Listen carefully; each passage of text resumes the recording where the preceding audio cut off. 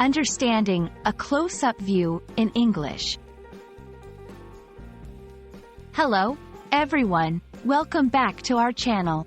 Today, we're diving into a fascinating phrase in English, a close-up view. This phrase is widely used in various contexts, and understanding its meaning can enrich your language skills. So, let's get started and explore what this phrase truly means.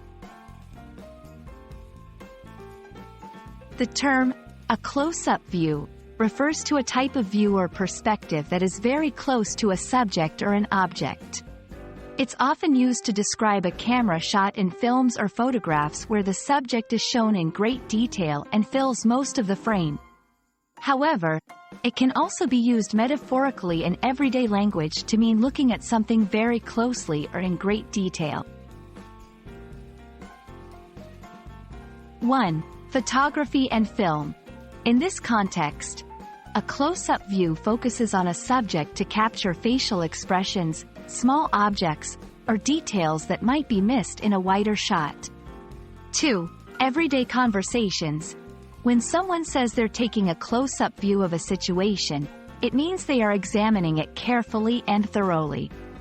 3. Literature and writing. Writers often use this term to describe a detailed, intimate description of a scene or a character's emotions. Let's see how this phrase is used in sentences. The documentary provided a close-up view of life in the rainforest. I need a close-up view of this painting to appreciate its details. Our manager always takes a close-up view of the project to ensure quality.